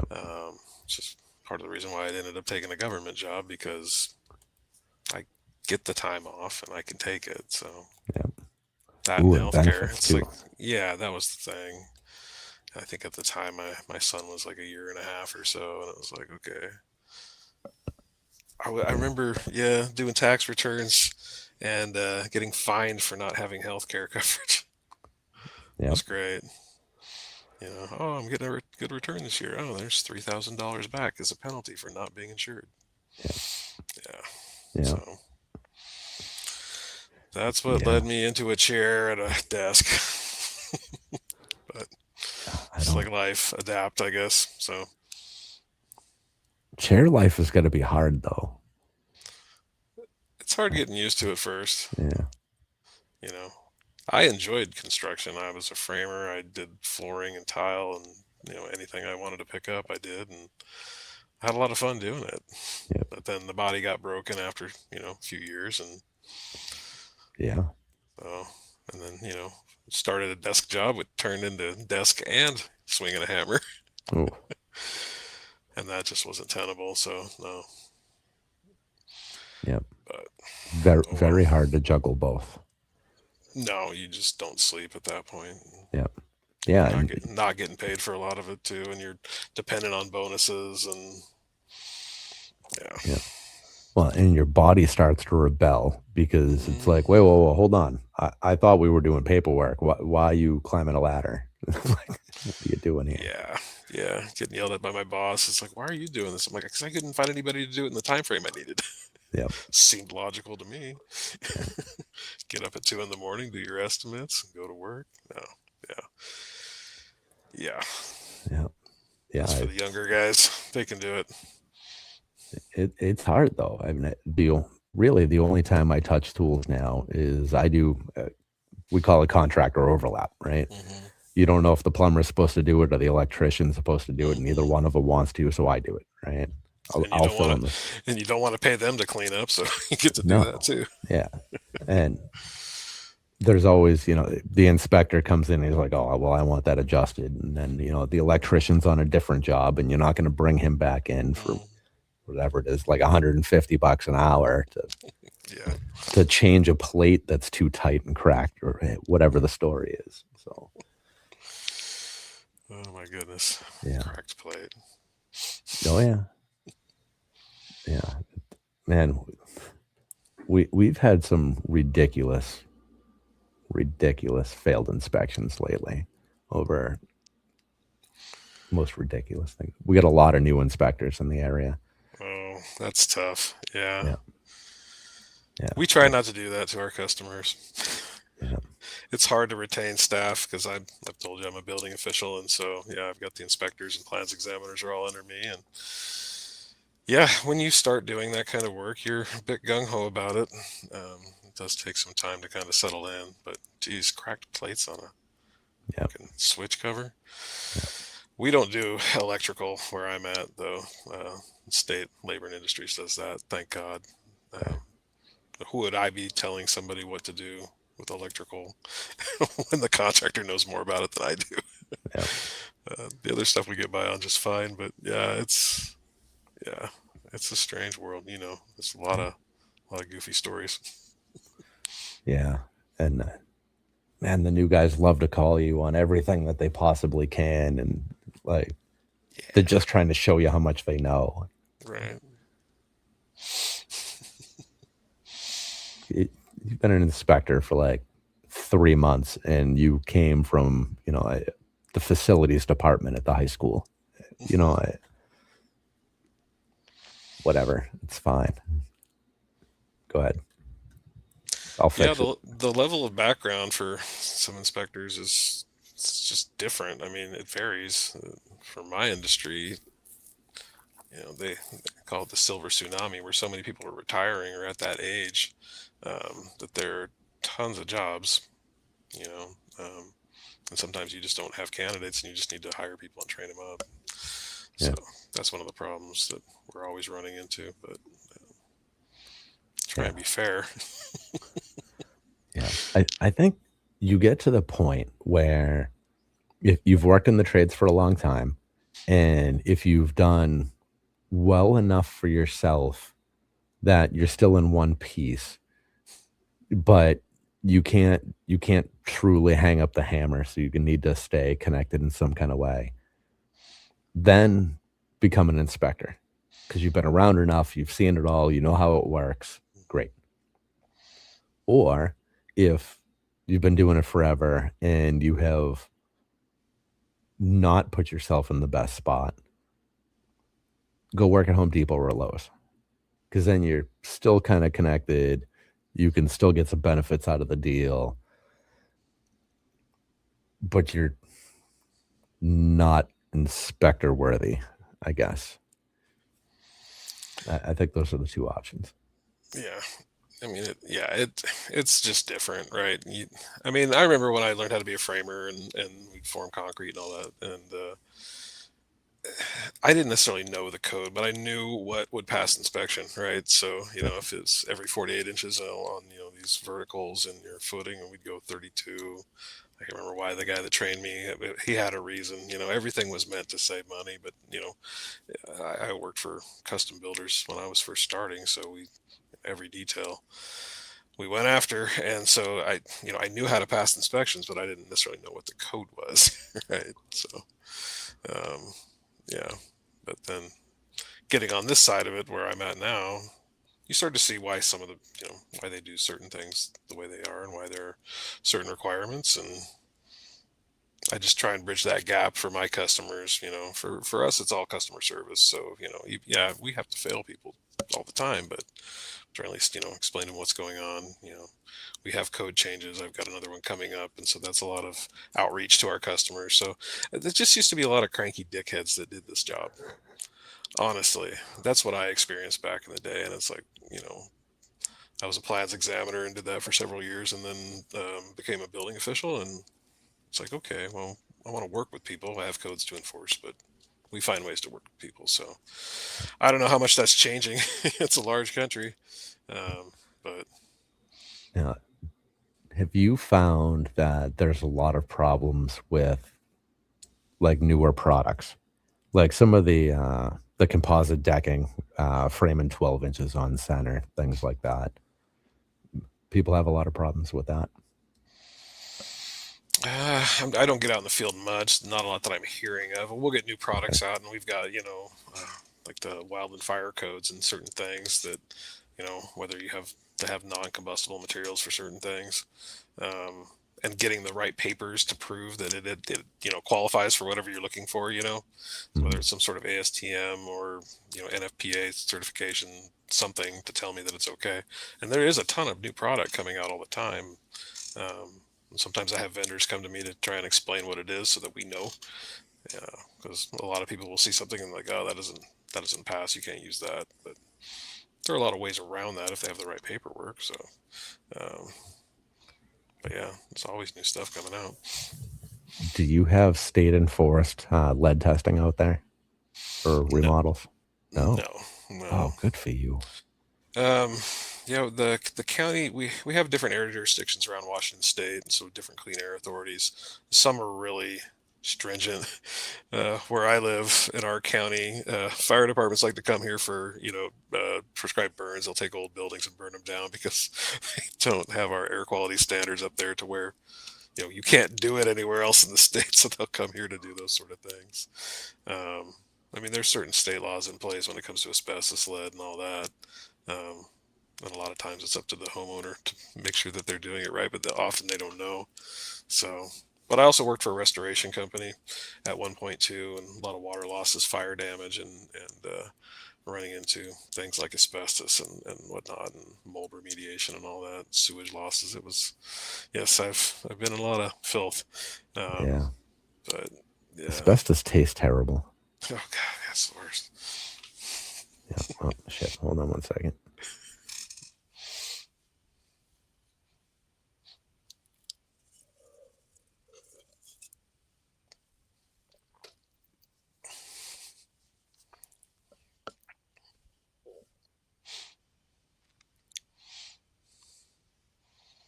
Is it just me sitting here? Maybe we could read through the chat. Where's the chat?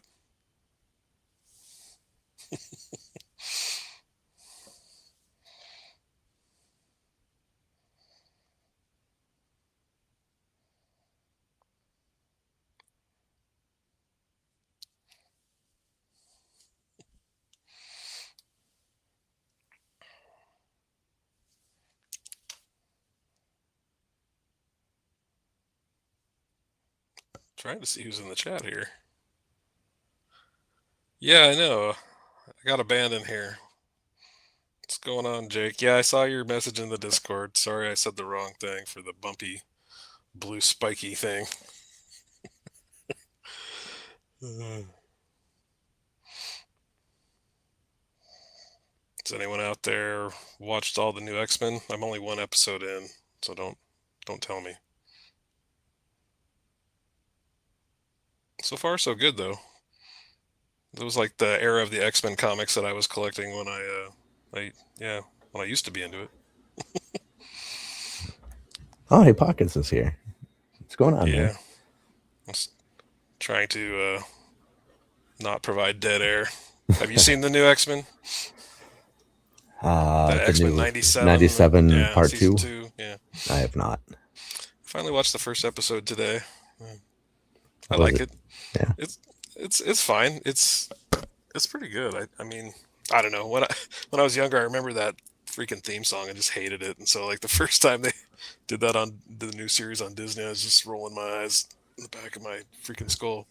Um, but it ended up being nice and dark for that first season. I was surprised. It reminded me more of the comics back in that time period. So I used to collect X-Men comics back in the day. So into the 90s at some point, got out of high school and stopped. But Yeah. Yeah, I'll have to do it at some point. It's very hard for me to watch things that could potentially suck me in mhm. because then I don't get any work done. You know, Yeah, yeah, I can't do it. I've got a lot of shows that I play all the time because I think that's the thing that keeps me away from watching new stuff sometimes is that I want to pay attention when I'm doing it. And if I'm working on something else, then I'm not going to. So, Yeah. Yeah, you find yourself like staring at the TV at a weird angle, holding a bunch of stuff. It's like, why was I going in the other room? I got distracted. I'm stuck. yeah, I tend to watch something I've basically got memorized in my head already. So I'll just pop in whatever episodes of Star Wars or whatever, just play it again. I think I was in the wrong chat. What chat were There, you in, Liam? What are you there's talking about here? oh, in the Vert stream. Yeah. Oh, okay. Yep. Yep. That's what it was. I hate that uh, YouTube doesn't have a unified chat. Right. It seems so stupid. Yeah, I would think it would be all in the same chat. I mean, maybe that's just way too difficult for them to figure out, but that's the biggest problem I have where I don't watch the vertical streams is that most people are usually in the regular stream and so I go there for the chat and then you miss out on whatever's going on in the other one. Yeah. Or Yeah. if it's a Cool Hang Luke stream and they got 6 different streams out when you go in to your feed and try to figure out which one it is. Yeah. I'm gonna start telling people in their chat that go like and thumbs up all 6 streams and you're entered for a prize or something. I don't know. Uh, I yeah. understand wanting to get the word out. It was funny because I was looking at their viewership numbers from that last weekend's episode, and I think Whittaky had a stream that had like 129 views on it, and it's just wild that some have more than others. And yeah, I mean, I The suppose not everybody that watches is subscribed to all 3 of them, but yeah. so Yeah. On Coolhan's channel, the show with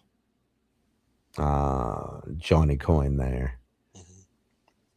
Last I saw her had like 150 views in like the normal full screen version. Mhm. It's like, what's going on there? That doesn't seem right.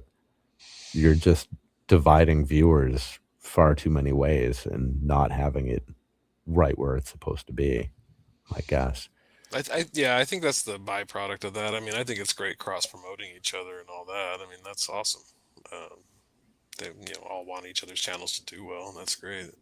It's just too bad they can't all get all those views. But Yep. yeah, it does get fragmented, which is interesting. Yeah, there needs to be like a network of some sort. Like, actually, I talked to Liam about this, I think, during Brick World. You familiar with ELPN? I don't believe so. Okay. So I think that was started by Josh Build Stuff. And then Ken Nerd and a couple other people came in. The Superhawks ended up over there. And they had like 5 or 6 different shows with like 5 or 6 different hosts, but they were all run under one channel. Hmm. So it was actually like a network. And they could all, advertise to all of their individual crowds, but everybody ended up watching under one channel. Right, like a network with all these different time slots, Yeah. like a TV station. Yeah, Yeah. that's great. I mean, that way people, yeah, it's one of the things I like about some of those charity streams where it gets handed off, or the live stream marathons, Yeah. because you do get exposed to a lot of other people. I think Yeah. that's nice too. That's how I met Coolon. Nice. Yeah. That was 2 years ago. Is that the wildfire Yeah. stream? Yeah. Yeah. Yeah. That was the first time we worked together, was on that one. Nice. And that was great. I met him. I met Jen Builds for the first time. She's fantastic. I think that might have been the first time I talked to Ostef, was during that. Oh, nice. And a couple other people, interacted. And I did my first interview, I think the week after that. Okay. I think it was the week after that. So yeah, that was February. So we're 18 months in, I think. Wow. Yeah, like Year and a 3. half already. Yeah, it's crazy. And I think I've only missed 3 or 4 weeks, Yeah. maybe less. No, I think you're pretty much there every Yeah. week. That's tough, Jeez. Yeah. I know Yeah. people have to miss them from time to time. ACOB can be that Thursday night fixture, and it's always a bummer when they can't go. But she's Yeah. they're there 50 weeks out of the year, plus others. I mean, families, jobs. That's work. Yeah. Yeah. I think Brick World I was really sick for one show and I missed that. So I think I missed 2 weeks all of last year. Nice. Yeah. And the day of the show that I skipped at Brick World, I ended up on stage on somebody else's show. So, Right. yeah. Nice. Yeah. It's hard. And there's no shortage of awesome people to have on the show. I mean, the list of guests that I want to get on here is just endless. And it gets tricky though, because I always feel bad, like I'm taking their time away. So I always hesitate a little bit to ask, like, hey, it's can you spare a couple hours to come and hang out with me? Which is kind of a weird mindset, but eventually I'll get over that. It's great because you get exposure to a lot more people that are out there that you just miss. There's just so much to filter through. Um, but, no, it's great to have channels like this where you get to go see samples of different people and spread out and follow Yeah. what you want to follow. Yeah, well, that's what we shoot for. I love this community as a whole, and I want people on here from every little corner, and I don't know, like niches, whatever, within the community, sub communities, whatever. Like, I appreciate the people that are, like purely into Star Wars and all Star Wars content all the time. That's its thing. I couldn't watch that all the time. Mhm. Like, I couldn't watch an all Mox all the time kind of thing, or pure like city building, or whatever else. I like the variety, and there's cool people everywhere. So try to get them all on here. Yeah, it's great. I mean, yeah, I can't listen to every single Star Wars channel. It's just too Yeah. much. Especially when there's like a new movie or series coming out. I actually unsubscribe from some so I don't get the spoilers. Yeah. I don't want to know Yeah. what's going on. But yeah, I mean, it's Yeah. yeah, looking for the people with the same perspectives that you share. Yeah. That's what I'm looking for. So it's not all Star Wars, but there's a lot in there. But Yeah. for the personalities, I want to have fun. Yeah, I need to laugh. Yeah. How many days do we have? And it's just like, man, I need to laugh more. So Yeah. I The definitely ACOP find myself Discord is doing that. great for that. Yeah, there's a lot of funny people in there. We have a good time. Yeah. But yeah, I anything miss the movie channel in the Discord. I can't go in there anymore. movies. That yeah, the Hmm. TV, movies, and sports channel in the Discord. It's still there. I just can't go because I'm Oh, so far behind on content that oh, I see what you're saying. Sorry, every post is a spoiler.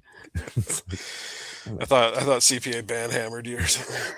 like, not yet. You don't get to contribute anymore in only these categories. Yeah, that's that's absolutely a move he would make.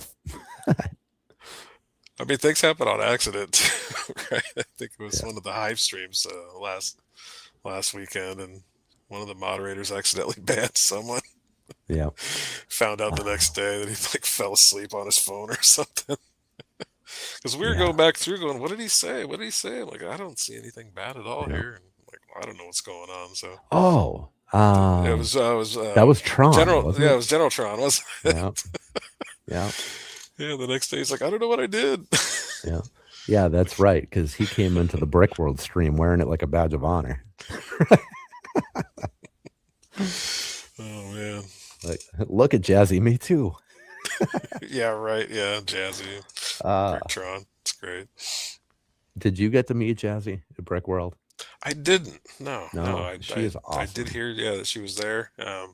And I saw that after the fact. I think, and I was like, ah, crap. Yeah, yeah, she is fantastic. It, you know how obviously there are people out there that are a little on the quieter side and they take a little bit to warm up. That's how she was, and I don't know if it's just because Tanya and I were very loud, or she's loud. I eventually get very loud, but Jazzy started off kind of quiet, and after like an hour or two of hanging out with her, it's like shit. She's funny. God, It's funny as hell in the Brick World chat. yeah, she's just fantastic. A pleasure to be around. Yeah, yeah, it was great spending time with her. Uh, oh, I missed Liam saying goodbye. Oh, Sorry, Liam. wow, Got it's to a drive oyster. 2 pallets of oysters to another farm. Nice. You don't hear that every day. Pallets. Yeah, I imagine that's a lot of oysters. Yeah. How do you? I'm gonna have to ask him at some point. What? How do you palletize oysters? I'd imagine they're like in crates of some sort. Something. I Like mean, I don't know how imagine you you want them store them. live, so probably Yeah, some sort of water and insulated something. I have no idea. yeah. I I don't know anything about oysters other than I could possibly identify one on a counter or something. But On the coast in Washington, I mean, they usually just right out of the beds and into the markets. So they're usually in a tank. So yeah, I don't know. yeah, Do the pallets have water in them too? yeah, We won't get any answers. nope. Damn it. Oh well. All right. The these will be questions I'll have to ask him during his stream on Yeah. Saturday. Yeah. How do you palletize oysters? Yep. He'll have Gotta know. a good answer too, because he's been an oyster farmer of sorts for a long time. So yeah. Yeah. If everyone in chat, if you haven't caught it, Liam's stream is Saturday nights at 9 p.m. Eastern. That is Liam and Smoky Smokes, and that's an interesting show. You never know which direction that's going to go, and it's a good time. It's always some good laughs over there. Great people. Yeah, Smokey's another one that's a pleasure to spend time with. We spent a lot of time during Brick World. Yeah, it was awesome meeting Smokey and Liam too. It was just like I don't know. It was just weird. You'd go from one group of people and just go wander through and just kind of lock on to another group of people, and then you'd find those others later, and who knows where you're gonna end up. Were there people you met during Brick World that were not on your radar at all prior to getting there? Um, I think more like people that I've seen with a lot more exposure out there. Um, that have channels or had been to Brick World in the past, and just some people that were just really open. I mean, I talked to Tyler Poxmaster a bit, and um, just like even like the first time I talked to M&R, I went over to the booth where we were displaying, and Jake is sitting there just talking to him. I just sat down next to him, just like, hey, what's going on?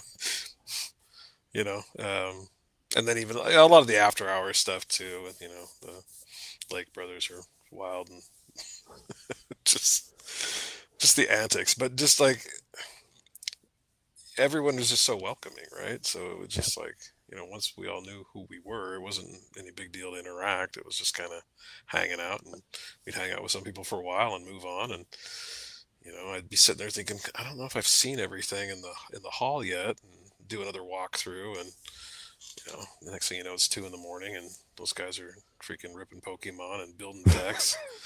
yeah, uh, there's just always something going on, and so yeah, just running into a lot of people. Just I don't know, and it's like any kind of misconceptions you could have had about anybody.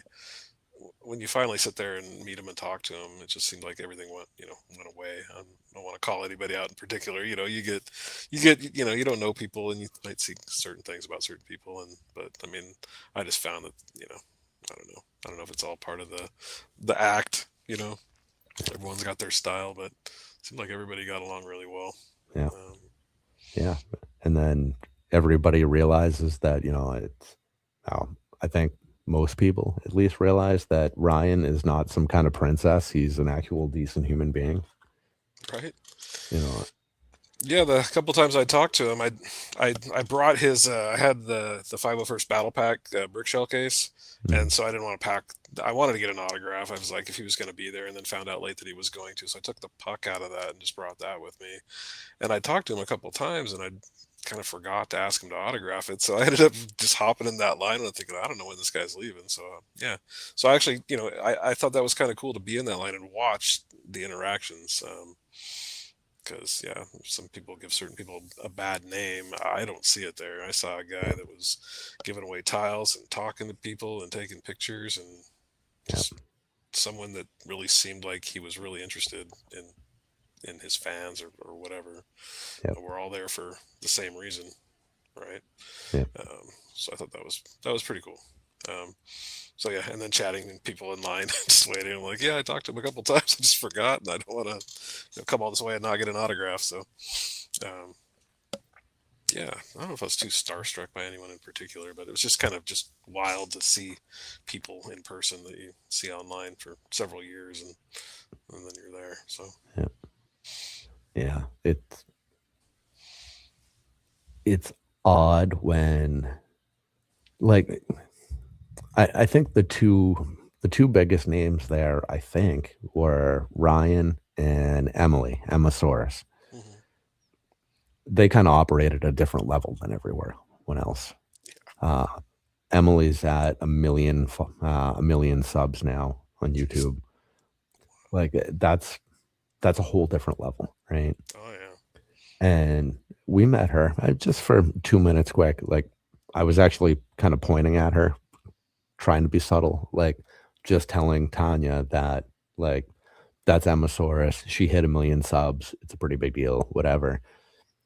And she saw me pointing. I wasn't trying to be rude. Like I was trying to not interrupt what was going on, be subtle about it. She came right over and introduced herself and said hi and was every bit as bubbly, pleasant as she is on video. Like who you see is exactly who we met. And it's like, man, that's awesome. yeah, That's that's what you super. want out of this community. That's super cool. Yeah. It's funny when I was first making my my YouTube channel name or whatever. I was gonna be Papasaurus Rex because my son loves dinosaurs, and I hadn't really done that connection with Clone Rex at that point. But I was learning enough about the communities around that there was Emosaurus and then there was Mr. Saurus. I'm like, why can't be this? Because then it just seems like I'm tagging along with someone else's name. So I actually shortened it, but Papasaurus Rex. That would have been cool too. I think that's what my Bricklink account is, maybe. So it's out there. Now, where is I don't have it on screen here because I don't put YouTube symbols on the screen. Your profile pic there, Ah, right? How'd that come about? uh, yeah. So I'd settled on this PapaRex 7567. Obviously, it's Rex's clone number. And then I just kind of had that idea of merging the two, and so at the time there wasn't a new Rex, so that photo I need to update that because that's like some just knockoff Rex that I'd picked up. And I think I got the pauldron on the wrong side too. So everyone go ahead and clown me. I know it's wrong. Um, but yeah, so the T Rex had come out in the CMF series, and so I just pieced it together one day, and I was like, oh, okay, I needed an avatar for something. I don't know if it was for this channel or what. And yeah, and then of course the Space Babies, and I love classic space because that was my thing when I was a little kid, and Star Wars and the Rex thing. So that's something I Okay. pieced together out of parts. I think it's a real clone head, but the body and torso and legs are just some knockoff Rex. And so yeah, and then of course we finally got the inexpensive one, so bought up Yeah. some of those, but need to get more T Rex parts. Yeah.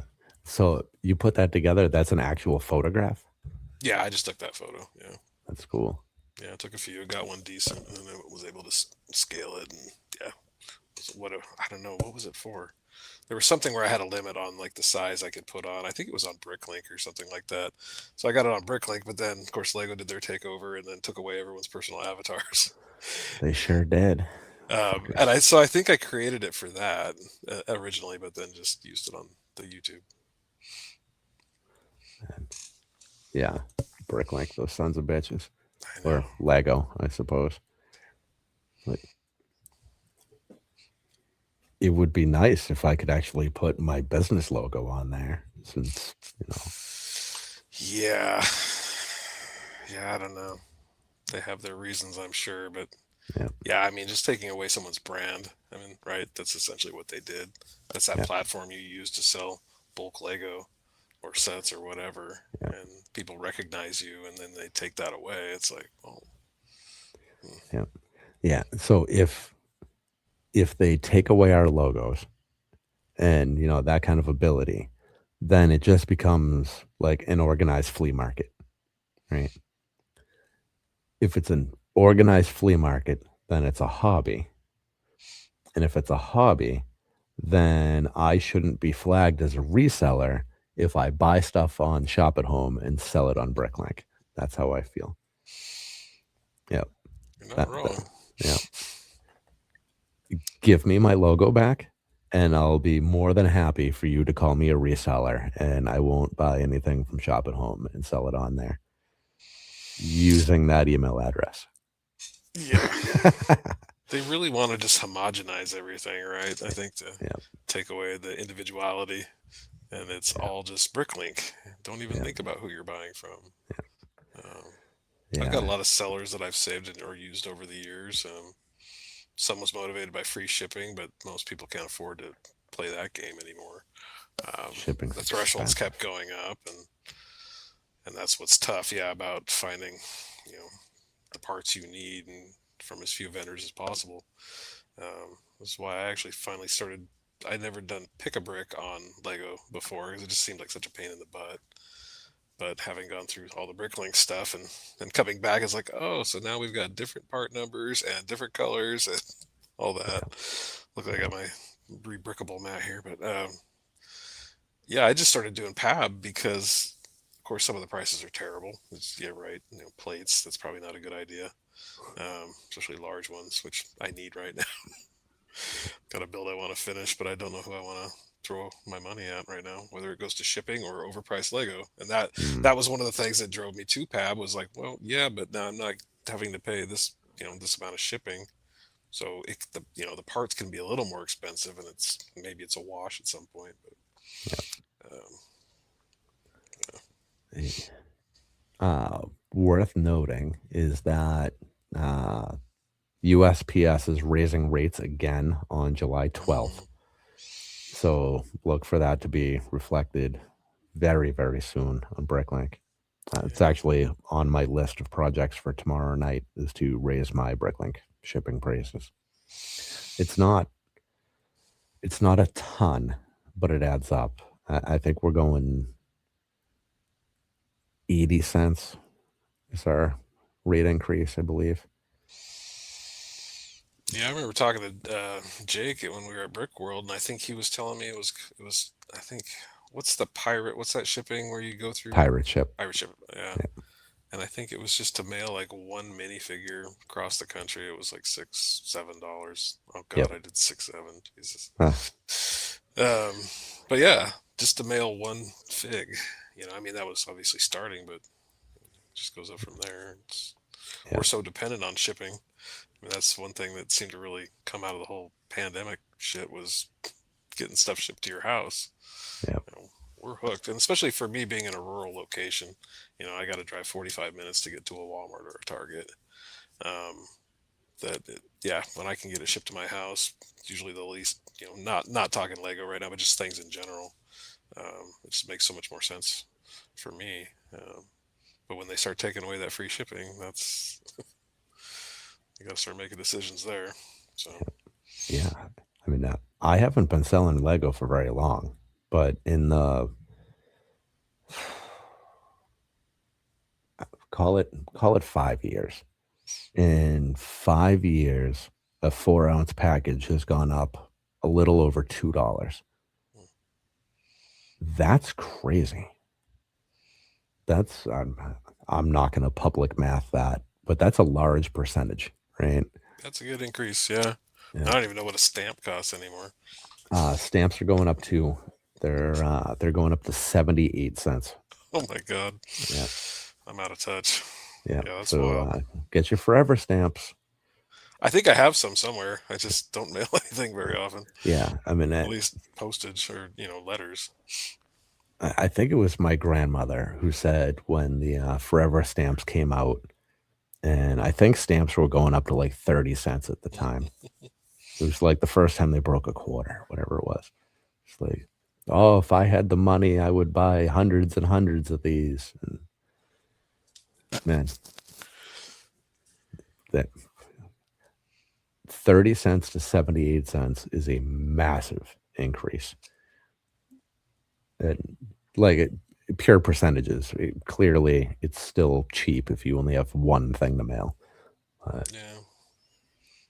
Yeah, Of but course, back in the day, we were mailing out a lot of stuff, all the bills that went out, oh yeah, yeah, But yeah. I mean, we're still a Christmas card family, and we don't do family parties like we used to. Everybody gets older and it's more spread out, and yeah. whatever else goes on. So you find yourself mailing more of them. hmm Yeah, That's what my wife does. She does it through a company where they're like postcards. We do like photo cards and whatever. And then the postage, they just, put the postage on it, and you yeah, just pay whatever when you're done. So yeah, yeah. Well, that helps because then you get postcard rate, right? I don't know. You're Okay. probably paying a lot anyway. They're printing the postcard and all that. You do all Yeah. the work, and then yeah, I don't know. You probably end up paying like $5 a card. I don't know. Ooh. I doubt it, but you know what I mean. I'm not paying any attention to that. Yeah. Yeah, those are the bills that you don't want to know about. You just throw your hands Mhm. up, like, all right, it's the happiness tax Yeah, just or the price of convenience. silence. Yeah, Yeah, convenience. yeah, yeah. All right, man. We're coming up on 11. It's Oh probably a wow. good time to wrap before I get another peek out here. It's been a pleasure hanging out with you. thank you Thanks for for having joining me me. tonight. Everyone in chat, always a pleasure to have you guys here with us. Like I said at the beginning here, you guys are the lifeblood of the community, and it would be nothing without people in chat. Although, admittedly, on these shows, we don't spend a whole lot of time in chat. We are here for our guests, and you know, we check in here and there, but it's the format. It's the nature of the beast, I guess. Next week we have on. Oh, she's got too many different names. I'm gonna get them wrong. She is Maddie. She is the lady who builds and sells the Lego ducks that you could put in your Jeep, which is pretty cool. They're the size of actual rubber duckies. I'm gonna find it here. See, this is the problem with inconsistent naming across platforms. Mini Me Lego. She is for the love of bricks on Instagram. But yeah, she's awesome. She's a ton of fun. We met her at Brick World, and we'll talk ducks and mocks and all kinds of fun things. And it will get crazy and be very loud. Yeah. So until then, you guys all have an awesome time. Thank you again. Give that like button a little tickle on the way out. And I will see you all later. Good night, guys. Thank you, PapaRex. Thank you. See you live.